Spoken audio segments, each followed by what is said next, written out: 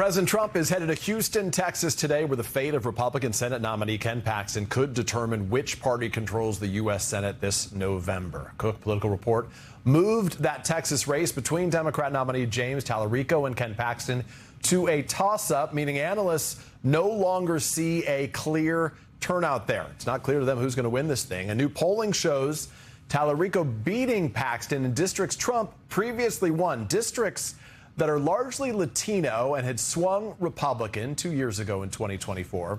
Let's be clear, this is going to be tight no matter what. And the president's trip comes almost a week after his visit to South Carolina, where he carried Senator Darlene Graham to victory in her state's GOP runoff.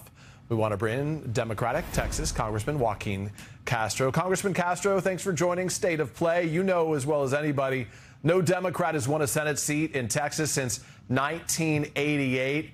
The Dems have certainly tried, but turning that state blue has been a lot like Charlie Brown and the football. Why should Democrats believe that this year will be different? Well, I think Texans have had enough. They've had enough of the corruption. And remember, Ken Paxton, you're talking about probably the most corrupt politician, not only in Texas, but in America.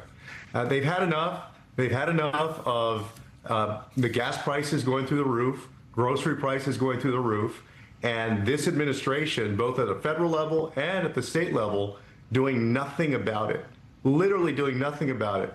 They've had enough also of Ken Paxton, who has refused to stand up to Donald Trump as he's hurt farming in Texas, hurt cattle ranchers in Texas, as Big Bend has been bulldozed.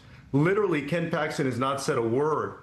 When you had Democrats in the White House, he sued the federal government a million times, and yet he won't stand up at all for Texans right now. And so they've had enough of Ken Paxton. And I just saw a poll this morning that had James Tallarico up by 6 points. And it's because James Tallarico is a sincere person who wants to bring Texans together.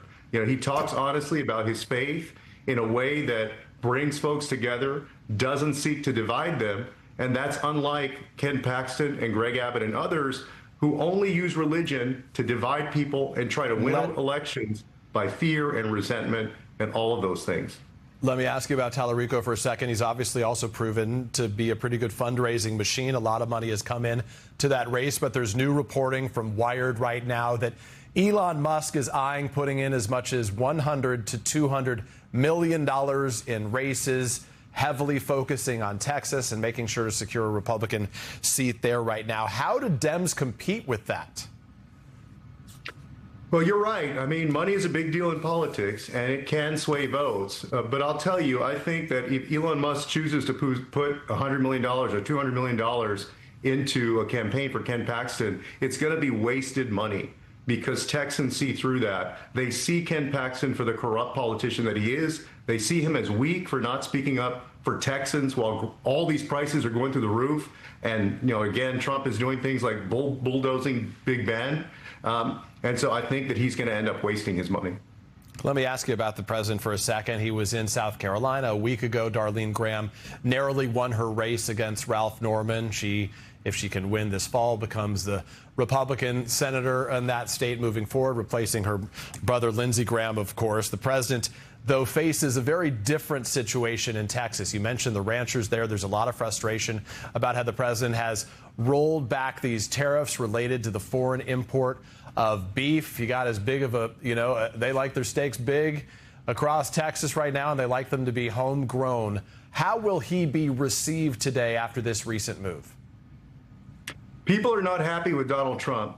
Donald Trump is not popular in Texas right now. In fact, if you look at the polls, he's underwater in Texas because he betrayed farmers, because he betrayed cattle ranchers, because he betrayed all Texans by bulldozing Big Ben. And that's part of the reason, besides the fact that they're great candidates, that's part of the reason that Gina Hinojosa has a fighting chance to beat Greg Abbott. It's why James Tallarico is in a toss-up race with Ken Paxton, because all Texans have had enough.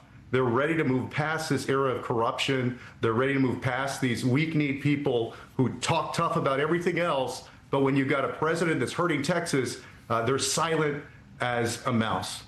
One issue that the administration has certainly talked tough on is the topic of ICE and immigration crackdowns right now. Joaquin Castro, the ICE agent who is charged with shooting a man in Minnesota, had been held in a Texas jail.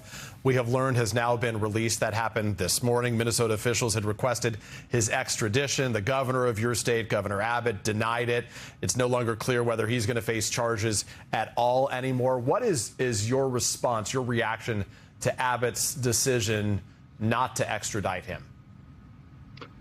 That's a shameful decision by Greg Abbott. And just to be clear, Peter, about what this agent did, he shot through a door, a closed door, where there were 6 people inside, including children. And then he totally lied about what happened, and he got caught. And so the Texas Rangers went out and arrested him and picked this guy up and put him in jail. How often do you see that happening? And so with this very violent, brutal guy, Greg Abbott is refusing a very routine request by another state, which is to extradite this guy so that he can be tried for these crimes. So again, it's corrupt, it's done simply for the sake of politics, and it's wrong. Let me ask one last quick question. You're talking about the concern for young people, in particular children there. ICE arrests have surged. They have focused increasingly on people that do not have a criminal record. We have seen one example, you know well, Liam, that 5-year-old boy who was taken into custody in your state, detained alongside his father on the way to, I think it was a soccer game this month. What is being done to help him? What are you doing to help him and other children who are being detained, held for extended periods of time, it turns out, at that controversial Dilley detention center?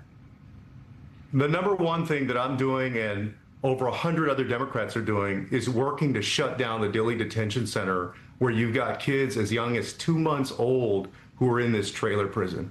We're trying to shut that place down. I believe that ultimately it will be shut down. But you're right, I went to Dilley last week and I tried to see Liam and his dad, and ICE refused me. And I was expecting to see them this week because I'm going back tomorrow with some of ICE leadership for an inspection. And instead, they deported them. But they're traumatizing kids like Liam. They're traumatizing 2-month-old babies that they're keeping in prison. And there's a for-profit company, Core Civic, that's supported by people like Greg Abbott and Ken Paxton and others, who are making more money. The more kids, the more pregnant women, the more people that they put into these detention centers. Congressman Joaquin Castro of Texas, we always appreciate your being here. Thanks for joining State of Play. Good to be with you. Coming up next, an Air Force major